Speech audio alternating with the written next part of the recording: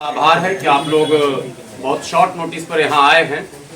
आपको पता है हम लोग बहुत दिनों से ठेकेदारी हटाओ राष्ट्रीय संयुक्त मोर्चा के बैनर तले लड़ रहे थे, जिसमें कच्चे कर्मचारियों के उज्जवल भविष्य की कामना को लेकर हम लोग मैदान में उतरे थे। और अब ये कारवां बढ़ता बढ़ता ये भागीदारी मोर्चा का शक्ल अख्तियार कर चुका, जिसमें कई बड़े चेहरे शामिल हो चुके हैं और अब ये लड़ाई मजबूत हो चुकी है। दो लाइन में सबसे पहले सफाई कर्मचारी से मेरी विनती है। सफाई कर्मचारियों की स्थिति पर हम लोग बहुत रो रहे हैं, बहुत दिनों से रो रहे हैं, लेकिन जिसके लिए रोया जा रहा उसकी आंख में ही आंसू नहीं है। आश्चर्य ये होता है कि जिस सफाई कर्मचारी के भविष्य के लिए, उनके बच्चों के भविष्य के लिए माने दर्जनों लोग अपना सब कुछ छोड़ छाड़ कर रात दिन लगे हुए हैं, 24 घंटे इस प्रयास में रहते हैं कि कैसे ये पक्के हो जाए, कैसे इनका वेतन बढ़ जाए, कैसे और जो है इनका भविष्य सही हो जाए। वो सफाई कर्मचारी किसी भी बड़े कार्यक्रम में, धरना प्रदर्शन में समय निकाल कर नहीं आते हैं। भैया ये बड़ी लड़ाई है और आखिरी तो खैर जिंदगी में नहीं कहेंगे, लेकिन 5 साल के बाद ही फिर आप लड़ पाओगे अगर इस दिन चूक गए तो। क्योंकि 5 साल में लोकतंत्र में चुनाव होता है, चुनाव से पहले ही वादों का पिटारा खुलता है, चुनाव खत्म होते वो पिटारा बंद हो जाता है। तो अभी जो वायदे की झड़ी लगी है, अगर आप पुराने वायदे को लेकर मैदान में उतर जाएंगे तो मुझे विश्वास है कि आपका काम हो जाएगा। और इसी भीड़ में काम कराने का नाम अक्लमंदी और चालाकी है। इसीलिए आपके नेता सब मैदान में उतर गए कि भाई ये चांस है, कुछ हो जाएगा। लेकिन अगर आपका सहयोग नहीं मिलेगा तो लड़ाई फिर मुश्किल हो जाएगी। तो इस लड़ाई को आसान बनाने के लिए सबसे पहले विनती है मेरी तमाम सफाई कर्मचारियों से। आप यूनियन कहीं भी चला रहे होंगे, किसी भी दल से आप प्रभावित होंगे, उससे कोई लेना देना नहीं है। आप किसी दल के पदाधिकारी भी हो, उससे भी कोई लेना देना नहीं। लेकिन चूंकि ये लड़ाई सामूहिक है, सफाई कर्मचारियों की है, इसलिए आपको सबको इसमें आना चाहिए। दूसरे जो अन्य विभाग है, बिजली वालों का आपने देखा, बड़ी बड़ी लड़ाइयां आपने कवर भी की है। और आदरणीय इंजीनियर डीसी कपिल साहब 2-2, 3-3 बार त्योहार की यात्रा भी करके आ गए। उनके चक्कर में आधा अधूरा उनका काम भी पेंडिंग है। उनसे भी मेरी विनती है एमएमजी वालों से कि समय से पहले आप भी मैदान में आ जाएं। आपकी लड़ाई ईमानदारी से लड़ने वाला दिल्ली की धरती पर इससे बेहतरीन कोई प्लेटफॉर्म नहीं मिलेगा, ये तय है, गारंटी है इस बात की। अभी आज सुबह हम लोग कालका जी दिल्ली के मुख्यमंत्री आतिशी जी का घर का घेराव किया था सुबह 6 बजे, और बहुत ज्यादा नोक झोंक हुआ, डिटेन भी लोग किए गए, लेकिन फिर सब लोग छुड़ा लिए गए।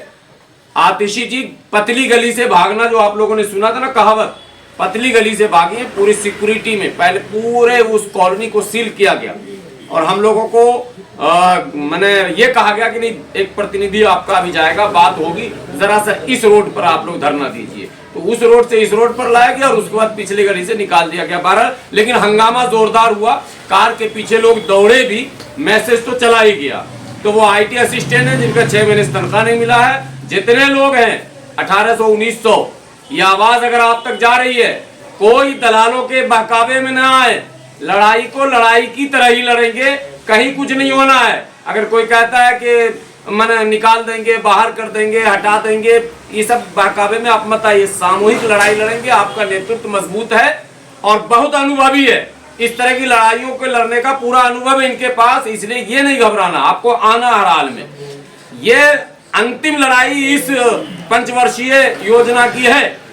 20 तारीख जो बताया जा रहा, 20 दिसंबर आपके भविष्य का रूपरेखा तय हो जाएगा कि अगले 5 साल तक आप कैसे रहेंगे दिल्ली में। इसलिए 20 दिसंबर को बिल्कुल ना चूके, न एजुकेशन विभाग वाले चूके, न सफाई वाले चूके, न एमसीडी वाले। एमसीडी वालों पर मैं ज्यादा जोर देता हूँ, सबसे ज्यादा शोषण इनका हो रहा, सबसे ज्यादा शोषण है। लेकिन ये आदमी अपने शोषण का आभास इनको नहीं, ये हमको हमेशा शिकायत रहती है। आपका इतना बड़ा शोषण अब आज के दौर में, इस सर्दी में आप सुबह में उठ के आते हैं, जब लोग रजाई में रहते हैं, गर्मी में आप दोपहर में जो है टेम्परेचर कितना रहता है, आप सड़क पर रहते हैं, तो जो काम आप कर रहे हैं वो दूसरा नहीं कर पा रहा, और आपकी तनख्वाह ऐसी है जो दिहाड़ी मजदूर को भी उससे ज्यादा पैसा मिल रहा।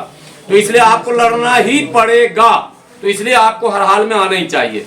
हेल्थ के जो लोग हैं उनसे भी विनती है कि आप भी हर हाल में इस लड़ाई में आइए, क्योंकि हम लोग की लड़ाई पक्का करो की है। और ये वायदा मुख्यमंत्री जी ने खुद किया था तीनों उनके घोषणा पत्र में है, जिसकी कॉपी कई बार मीडिया में दिखाई भी गई। हमारे आदरणीय इंजीनियर डीसी कपिल साहब ने कई बार मीडिया को वो कॉपी जो इनकी मैनिफेस्टो की थी वो दिखाई है, जिसमें वो बिंदु है।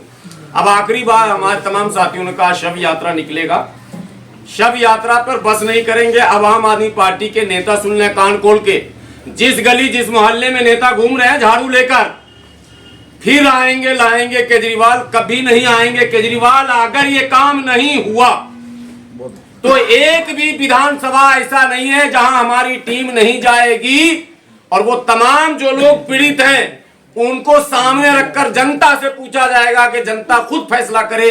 ये उनका मैनिफेस्टो है तीनों चुनाव का, और ये वो भुक्तभोगी लोग हैं जो आपके सामने हैं, वो आएंगे मरने के बाद, जैसे भूत बन के आदमी पीछा करता है ना, शव यात्रा के बाद भूत बन के पीछा करेंगे, जीतने किसी कीमत पर नहीं देंगे। ये आम आदमी पार्टी तक मैसेज जाना चाहिए।